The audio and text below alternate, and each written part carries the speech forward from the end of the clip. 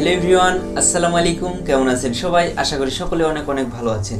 তো দেখতে দেখতে রিয়েলমি বাজারে তাদের নতুন আরও একটি স্মার্টফোন রিয়েলমি জিটি নিও এই স্মার্টফোনটি নিয়ে হাজির হয়ে গেল। তো রিয়েলমি মূলত অল্প কিছুদিন আগে বাজারে লঞ্চ করেছিল রিয়েলমি জিটি, তারপরে তারা লঞ্চ করেছিল রিয়েলমি জিটি মাস্টার এডিশন। তো এখন তারা আবার নিয়ে চলে এসেছে রিয়েলমি জিটি নিও 2 এই স্মার্টফোনটি। তো তারা আসলে এত স্মার্টফোন লঞ্চ করে যেটার হিসাবে আসলে রাখতে পারি না, এত দ্রুত তারা আসলে স্মার্টফোন লঞ্চ করে থাকে। তো এই স্মার্টফোনটি বাংলাদেশ বাজারে এখন অফিসিয়ালভাবে লঞ্চ না হলেও সকল কার্যক্রম মোটামুটি শেষ হয়ে গেছে। তো এই স্মার্টফোনটি বাংলাদেশ বাজারে পাওয়া যাবে দুটি ভেরিয়েন্টই, একটি হচ্ছে 8/128 এবং অপরটি হচ্ছে 12/256। তো যেটা 8GB 128GB এই ভেরিয়েন্টের প্রাইস বাংলাদেশ বাজারে রাখা হবে মোটামুটি 35,000 টাকা। তো বাজেট শুনে অনেকে ভিডিও কেটে চলে যেতে পারে। তো ভিডিওটি দেখার সম্পূর্ণ দেখার অনুরোধ রইল, কেননা এই স্মার্টফোনটি এই বাজেটে অনেক ভালো কিছুই অফার করতেছে। তো আজকের ভিডিওতে আমরা দেখব যে এই স্মার্টফোনটির ভালো দিক কোনগুলো, খারাপ দিক কোনগুলো, এবং ভিডিও শেষে আপনাদেরকে জানিয়ে দিব যে এই স্মার্টফোনটি আপনাদের কাজের জন্য কেনা উচিত এবং কাদের এই স্মার্টফোনটি থেকে দূরে থাকা উচিত। সো আর বেশি কথা বাড়াচ্ছি না, আমরা মূল ভিডিওতে যাব। তো ভিডিওতে যাওয়ার আগে যারা এখনও আমার চ্যানেলটিকে সাবস্ক্রাইব করেনি তারা অবশ্যই আমার চ্যানেলটি সাবস্ক্রাইব করে দিবেন। তো বেশি কথা না বাড়িয়ে চলুন শুরু করা যাক আজকের ভিডিও।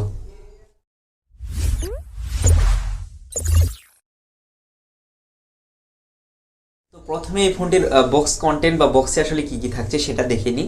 তো এই ফোনটির বক্সে থাকছে একটি টিপিইউ কেস, যেটা আসলে অন্যান্য ফোনে যেমন নর্মাল বা সিলিকন কেস হোয়াইট কেসটা ব্যবহার করা থাকে সেটার মতো না, এটা একটু ব্ল্যাক কালারের, একটু হাই কোয়ালিটির। তবে এটা ফোনটিতে ব্যবহার করলে ফোনটি দেখতে ভালো লাগে না, অর্থাৎ ফোনটির মেন সৌন্দর্যটা ঢাকা পড়ে যায়।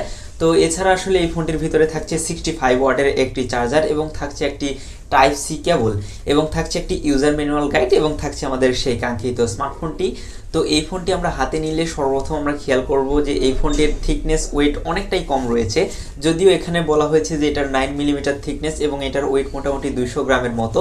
তবে এটা হাতে নিলে বোঝাই যাবে না, যে এটার মনে হবে যে এটার থিকনেস 7mm মতো এবং এটার ওয়েট মোটামুটি 150 গ্রামের মতো, অনেকটাই স্লিম ডিজাইন করা হয়েছে। তো রিয়েলমি মূলত এখন তারা এই স্লিম ডিজাইনের দিকেই খেয়াল করতেছে এবং তারা চাচ্ছে যে স্লিম বা সুন্দর ডিজাইনের ফোন নিয়ে আসার। তো তারই ধারাবাহিকতায় তারা এই স্মার্টফোনটি নিয়ে এসেছে।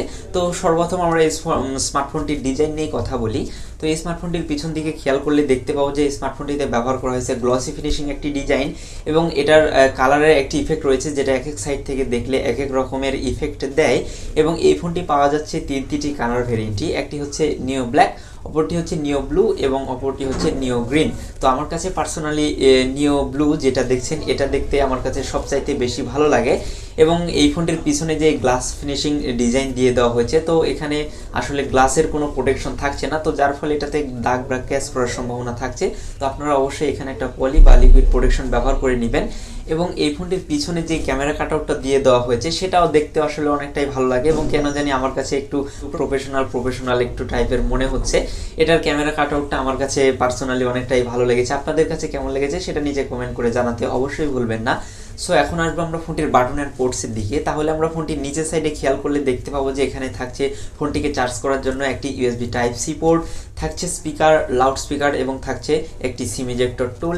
এবং ফোনটির রাইট সাইডে থাকছে পাওয়ার কি এবং লেফট সাইডে থাকছে ভলিউম আপ এবং ডাউন কি। তো আপনারা এখানে আসলে ফিঙ্গারপ্রিন্ট খুঁজতে পারেন, কেননা এই বাজেটে আসলে সকল ফোনে এখানে সাইড মাউন্টেড ফিঙ্গারপ্রিন্টই ব্যবহার করে থাকে, কিন্তু না, এখানে রিয়েলমি ব্যবহার করেছে আন্ডার ডিসপ্লে ফিঙ্গারপ্রিন্ট, যেটা মোটামুটি ফাস্ট এবং অ্যাকুরেটই ছিল। তো এখন যদি আসে আমরা ফোনটির উপরের দিকে তাহলে দেখতে পাবো যে এখানে ব্যবহার করা হয়েছে একটি সেকেন্ডারি নয়েজ ক্যান্সেলেশন মাইক। তো এই ছিল মোটামুটি ফোনের বাটন অ্যান্ড পোর্টসের দিকে। এখানে আসলে থাকছে না কোনো 3.5mm হেডফোন জ্যাক, তো এই জিনিসটা আমার কাছে একটু খারাপই লেগেছে। তারা চাইলে এখানে অবশ্যই একটি 3.5mm হেডফোন জ্যাকটা দিয়ে দিতে পারতো। তো এখন আসবো আমরা ফোনটির সামনের দিকে, অর্থাৎ ফোনটির ডিসপ্লে সেকশনে। তাহলে দেখতে পাবো যে এই ফোনটিতে ব্যবহার করা হয়েছে 6.62 ইঞ্চির একটি সুপার অ্যামোলেড ডিসপ্লে, যেটি full HD plus resolution supported এবং এই ডিসপ্লেটি 120 হার্টজ রিফ্রেশ রেট সাপোর্টেড, যার ফলে এই ডিসপ্লেটি থেকে অবশ্যই একটা স্মুথনেস পেয়ে যাবেন, অর্থাৎ এই ডিসপ্লেটিতে স্ক্রল করে অনেক সুন্দর একটা স্মুথনেস পেয়ে যাবো, কেননা এখানে ব্যবহার করা হয়েছে 120 হার্টজ রিফ্রেশ রেট এবং এই ডিসপ্লেটি অবশ্যই HDR10 সাপোর্টেড। এবং এই ডিসপ্লেটির সর্বোচ্চ পিক ব্রাইটনেস হচ্ছে 1300 নিটস। সো যার ফলে ইনডোর বলেন, আউটডোর বলেন, ডিরেক্ট সানলাইট বলেন, সকল ক্ষেত্রে মোটামুটি ভালো একটা ব্রাইটনেস পেয়ে যাব। এবং এখানে ব্যবহার করা হয়েছে সুপার অ্যামোলেড ডিসপ্লে এবং এই ডিসপ্লেটির pixel density 398 PPI. So super AMOLED display, এটার কালার কোয়ালিটির কথা না বললেই নয়, এটার কালার কোয়ালিটি অবশ্যই অনেক ভালো রয়েছে এবং অনেক সুন্দর, উজ্জ্বল ব্রাইটনেস, উজ্জ্বল কালার, সব দিক দিয়ে বলতে গেলে এই ডিসপ্লেটি অনেক সুন্দর রয়েছে। এবং এই ডিসপ্লেটিতে ব্যবহার করা হয়েছে একটি পাঞ্চল ক্যামেরা, যেটার এরিয়া মোটামুটি ছোটই রাখা হয়েছে, তো যার ফলে এই ডিসপ্লেটিকে আরও আকর্ষণীয় মনে হয়। এবং এই ডিসপ্লেটির চিন বা বেজেল এরিয়া সেটা মোটামুটি ন্যারোই ছিল, যার ফলে এই ডিসপ্লেটিকে অনেকটাই আকর্ষণীয় এবং অনেকটাই সুন্দর লাগে। এবং সুপার অ্যামোলেড ডিসপ্লে থাকার ফলে এবং 120 হার্জ রিফ্রেশ রেট, এই ডিসপ্লেটির সকল কিছু আসলে ভালোই রয়েছে, এখানে অবজেকশন দেওয়ার মতো কিছুই নেই। এবং এই ডিসপ্লেটির প্রোটেকশন হিসেবে থাকছে কর্নিং গরিলা গ্লাস 5 এর প্রোটেকশন, যার ফলে এই ডিসপ্লেতে ক্র্যাশ বা দাগ পড়ার ভয়ও থাকছে অনেকটাই কম। তো এখন আমরা আসবো ফোনটির ব্যাটারি সেকশনে। তাহলে দেখতে পাবো যে এই ফোনটিতে ব্যবহার করা হয়েছে 5000 মিলিঅ্যাম্পিয়ারের একটি লিথিয়াম পলিমারের ব্যাটারি, তো যার ফলে এই ব্যাটারিটি থেকে অনায়াসে 1 থেকে 1.5 দিন ব্যাটারি ব্যাকআপ আমরা অনায়াসে পেয়ে যাব। এবং আগেই বলে দিয়েছি যে এই ফোনটিতে ব্যবহার করা হয়েছে 65 ওয়াটের একটি ফাস্ট চার্জার, তো যার ফলে মানে কোম্পানি দাবি করতেছে এখানে যে এই ফোনটিকে 0 থেকে 100% চার্জ করতে 36 মিনিটের মতো সময় লাগবে। তো এটা অবশ্যই একটি ভালো দিক এবং আমরা অল্প সময়ের মধ্যে এই ফোনটিকে চার্জ করে নিতে পারছি। এবং 5000 মিলিঅ্যাম্পিয়ার, এখানে আমাদের 6000 দরকার নেই, কারণ এই 5000 থেকে আমরা অনায়াসে 1 থেকে 1.5 দিন ব্যাটারি ব্যাকআপ পেয়ে যাচ্ছি। তো ওভারঅল ব্যাটারি বলেন বা ফাস্ট চার্জার বলেন, সেই দিকে আসলে এই ফোনটি অনেকটাই এগিয়ে রয়েছে। তো এখন আসবো আমরা এই ফোনটির ক্যামেরা সেকশনে। তাহলে দেখতে পাবো যে এই ফোনটির পিছন সাইডে ব্যবহার করা হয়েছে তিনটি ক্যামেরা, যার প্রথমটি হচ্ছে 64 মেগাপিক্সেল, যার অ্যাপারচার f1.8।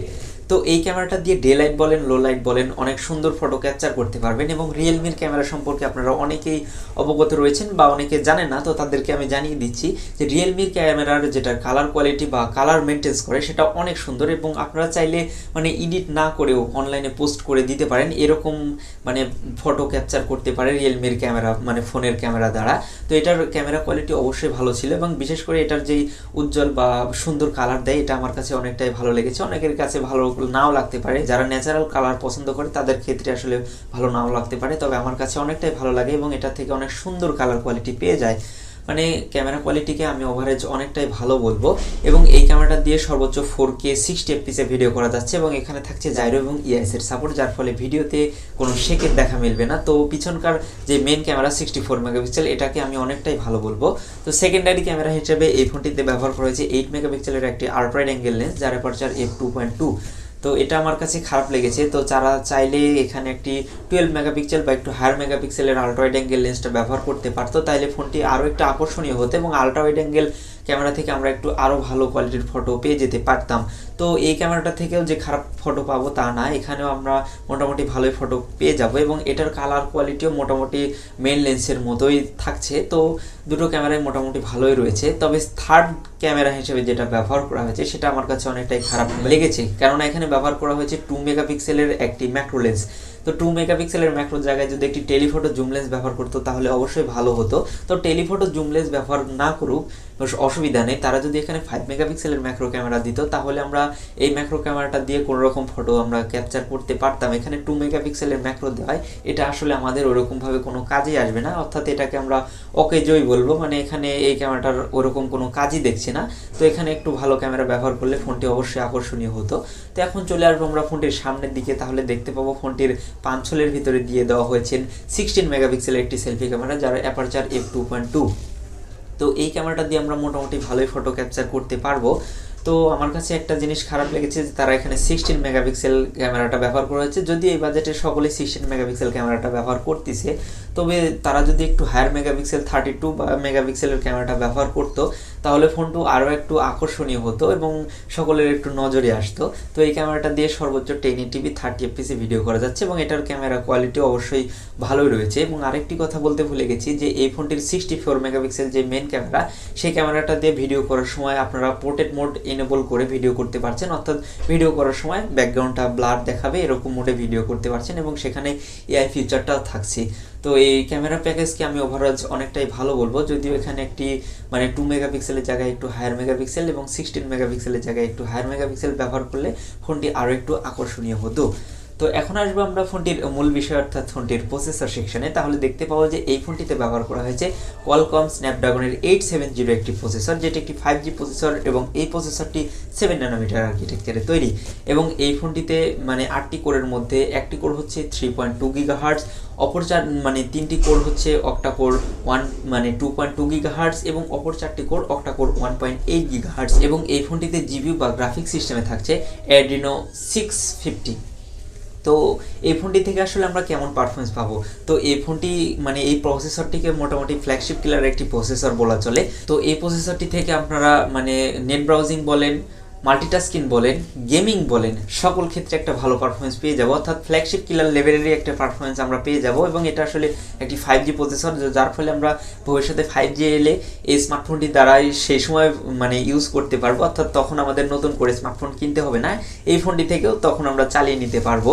এবং এই ফোনটির প্রসেসরের পারফরমেন্সের কথা বলতে গেলে আমরা অনেক সুন্দর পারফরমেন্স পেয়ে যাব এই ফোনটি থেকে। যারা আসলে হেভি গেমার আছেন, হেভি নেট ব্রাউজিং করেন, সকল ক্ষেত্রেই এই স্মার্টফোনটি থেকে অনেক সুন্দর একটা পারফরমেন্স পেয়ে যাব। তো এটা আসলে একটি ফ্ল্যাগশিপ কিলার প্রসেসর, আমি আগেই বলেছি। তো এটার পারফরমেন্সের কথা বলতে গেলে খারাপ কিছু নেই, সকল দিকে আমরা মোটামুটি ভালো একটা পারফরমেন্স পেয়ে যাব এই ফোনটি থেকে। তো এই ফোনটি রান করতেছে অ্যান্ড্রয়েড 11 Realme UI 2.0। তো ওভারঅল বলতে গেলে এই ফোনটির সম্পূর্ণ দিকে আমার কাছে ভালোই লেগেছে, খারাপ বলার মতো কিছুই নেই। অল্প কিছু দিকের বাদ দিয়ে এই ফোনটি মোটামুটি আমাদের জন্য ভালোই বলা চলে। যারা চাচ্ছিল যে Realme GT মাস্টার এডিশন এই ফোনটি কিনবেন, তো তাদের জন্য আমি বলতেছি যে একটু কিছুদিন ওয়েট করে Realme GT মাস্টার এডিশনটা না কিনে এই ফোনের দিকে আসে আমি ভালো মনে করতেছি। যদিও Realme GT মাস্টার এডিশন এই ফোনটা অনেক ভালো এই বাজেটে, তবে এটার বাজেট ওর চাইতে একটু বেশি, তবে এটার পারফরমেন্স ওইটার থেকে অনেকটাই ভালো আমি বলবো। এবং অনেক দিক থেকে এই স্মার্টফোনটি Realme GT মাস্টার এডিশন ওটার থেকে এগিয়ে রয়েছে। তো এখন আসি যে এই ফোনটি আমাদের কাদের কেনা উচিত এবং কাদের এই স্মার্টফোনটি থেকে দূরে থাকা উচিত। তো যারা চাচ্ছেন যে 35,000 টাকা বাজেটের মধ্যে একটি স্মার্টফোন কিনবেন, এবং যারা রয়েছেন Realme লাভার, এবং যারা চাচ্ছেন যে তাদের ফোনে একটু বেশি ওয়াটের চার্জার থাকবে, এবং যাদের একটি সুপার অ্যামোলেড ডিসপ্লে দরকার, 120 হার্জ রিফ্রেশ রেটের দরকার, যাদের কোয়ালকম স্ন্যাপড্রাগনের প্রসেসর দরকার, একটি 5G প্রসেসর দরকার, এবং যাদের পারফরমেন্সটা অনেক ভালো পেতে চাচ্ছেন এবং তাদের মেইন ক্যামেরা অনেক সুন্দর হতে হবে, তো তাদের জন্য এই স্মার্টফোনটি অবশ্যই একটি ভালো চয়েস। কিন্তু যারা চাচ্ছেন যে তাদের ফোনে একটু বেশি 5,000-এর চাইতে বেশি মিলিঅ্যাম্পিয়ারের ব্যাটারি থাকতে হবে, তো এটা আসলে 5,000 মিলিঅ্যাম্পিয়ারের বেশি দরকার হয় না, এখানে 5,000 হলেই হয়ে যায়। তো আমি বলে দিচ্ছি আর কি। তো 5,000 মিলিঅ্যাম্পিয়ারের বেশি ব্যাটারি ব্যাকআপ ব্যাটারি দরকার, এবং যারা চাচ্ছেন যে তাদের ফোনে একটি টেলিফটো জুমলেস থাকবে এবং তাদের আল্ট্রা ওয়াইড অ্যাঙ্গেল ক্যামেরাটা একটু বেশি মেগাপিক্সেলের হতে হবে এবং তাদের সেলফি ক্যামেরাটাও একটু বেশি মেগাপিক্সেলের হতে হবে, তো তাদের ক্ষেত্রে আমি মনে করতেছি অন্যান্য ফোনের দিকে যাওয়া দরকার। তবে অন্যান্য ফোনে এটার চাইতে বেশি ভালো পারফরমেন্স পাবেন না, এবং এটার ক্যামেরা কোয়ালিটি এবং ওইগুলোর ক্যামেরা কোয়ালিটি মোটামুটি পাশাপাশি রয়েছে, ভালো কিছু না। এই বাজেটে এই ফোনটিকে আমি মোটামুটি ঠিকই বলবো, বাজেট অনুযায়ী এই ফোনটি মোটামুটি ঠিকই রয়েছে এবং আমি সকলকে সাজেস্ট করতে পারি। তো বাজেট অনুযায়ী আমি বলতে পারি যে ভালোই রয়েছে, খারাপ কিছু না। আপনারা চাইলে এই বাজেটে এই ফোনটিকে অবশ্যই কিনে নিতে পারেন। তো দেখতে দেখতে আমরা মোটামুটি ভিডিও লাস্ট অবধি চলে এসেছি। ভিডিও যদি ভালো লাগে তাহলে অবশ্যই একটি লাইক করে দিবেন, এবং খারাপ যদি লাগে তাহলে কেন খারাপ লেগেছে সেটা নিচে কমেন্ট করে জানাতে অবশ্যই ভুলবেন না। এবং এই স্মার্টফোনটি আপনাদের জন্য আপনাদের কাছে কেমন লেগেছে, এবং আপনারা কি Realme GT মাস্টার এডিশনের দিকে যেতে চাচ্ছেন নাকি Realme GT Neo 2 এই স্মার্টফোনটির দিকে যেতে চাচ্ছেন সেটা নিচে কমেন্ট করে জানাতে অবশ্যই ভুলবেন না। সো দেখা হচ্ছে আপনাদের সাথে পরবর্তী নতুন কোনো ভিডিওতে। সে পর্যন্ত সবাই ভালো থাকবেন, সুস্থ থাকবেন, আল্লাহ হাফেজ।